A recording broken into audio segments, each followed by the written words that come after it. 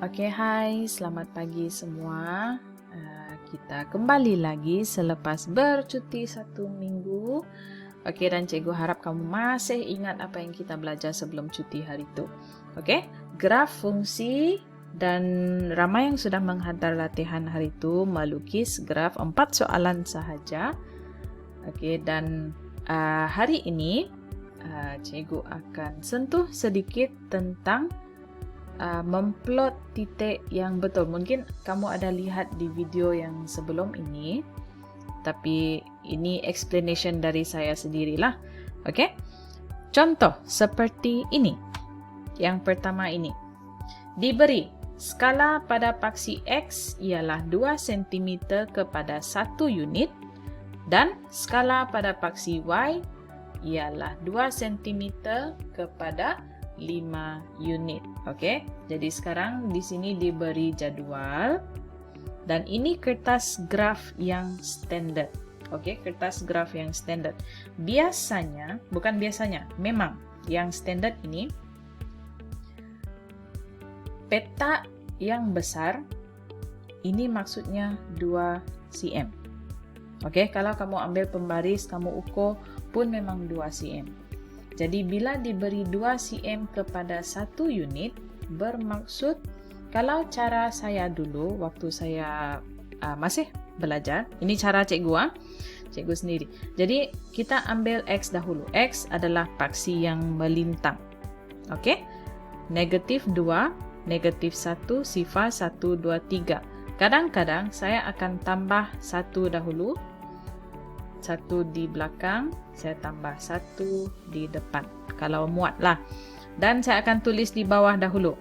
Oke, katakan negatif 3, negatif 2, negatif 1, sifar 1, 2, 3, 4. Jadi maksudnya, saya di mana sifar itu adalah garisan paksi Y. Ini. Oke, itu yang di mana sifar dia. Kemudian, baru saya tengok kepada paksi Y. Oke, paksi Y, saya lihat yang paling kecil dahulu, negatif 17. Kalau cukup, apa yang selepas negatif 17 kalau untuk yang paling dekat? Sama ada negatif 15 atau negatif 20. Nanti kita akan lihat kalau cukup atau tidak. Oke, katakan negatif 20. Bawah sekali ya.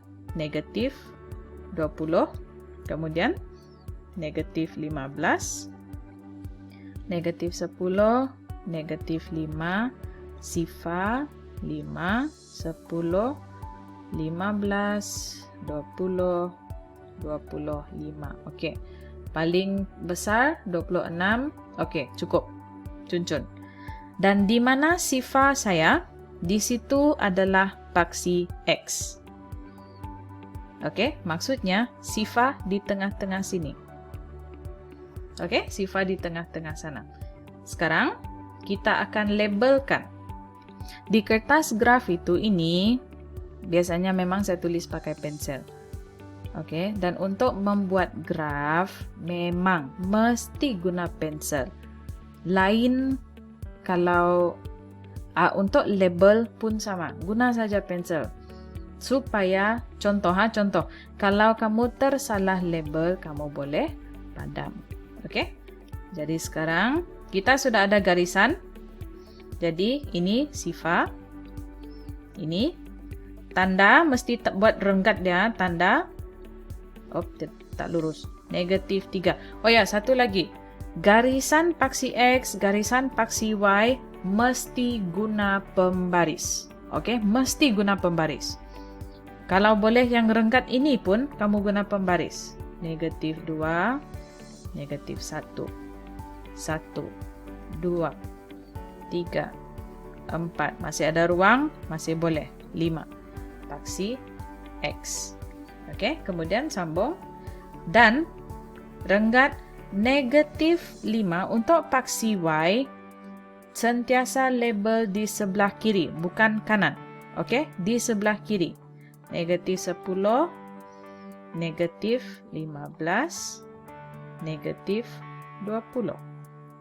Di atas 5, 10, 15, 20, 25 dan ini paksi Y. Okey, saya tunjukkan yang lebih jelas lagi. Okey, dia lebih besar. Sekarang kita pergi kepada yang pertama, negatif 2 dan 21. Negatif 2, okey, 21 tidak ada di paksi Y. Tapi kamu boleh kira. Okey, kamu boleh kira. Untuk 2, kan 2 cm ialah untuk 5 unit. Ini untuk paksi Y ya, paksi Y. Jadi, kalau satu yang kecil ini, ada berapa petak yang kecil? Ada 10 petak. Okey, 10 petak 5 unit. Satu petak 5/10, maksudnya setengah, 0.5. Kalau 2 petak, maksudnya 0.5 darab 2, 1 unit. Okey, di manakah 2 petak itu? 2 petak itu maksudnya, okey, katakan ini sifar. Okey, 2 petak kecil, 1, 2, jadi di sini adalah 1. Kita bermula dari sifar dulu. 2 petak lagi, ini 2. 2 petak lagi, ini 3. 1, 2, ini 4. 1, 2, ngam, 5.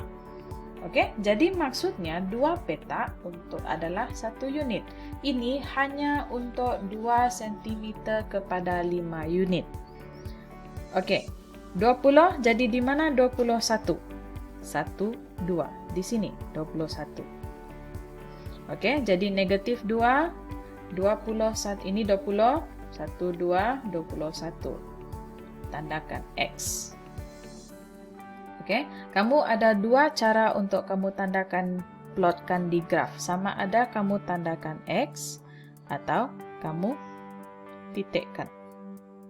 Okey, seterusnya negatif 1, 12. Negatif 1, 10 ada. Jadi kamu kira. 1, 2, 11. 1, 2, 12. Jadi di sini. Okey, sifar negatif 17. Sifar negatif 17 tidak ada, tapi negatif 15 ada. Negatif 15, 1, 2, negatif 16, 1, 2, nah di sini negatif 17. Okey, 1, 12, sama tadi. 12, 2, 21, sama. 20, 1, 2, 21, 3, 26. 25, 1, 2, 26. Ini tidak. Okey, jadi agak-agak macam mana rupa bentuk graf ini? Dia seperti bentuk U. Okey?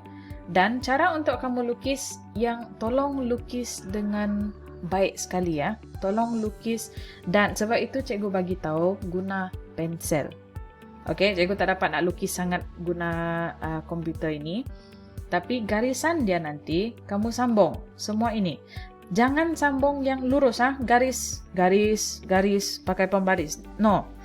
Biasa dalam graf fungsi ini, biasa dalam graf fungsi dia ada markah untuk garisan yang licin.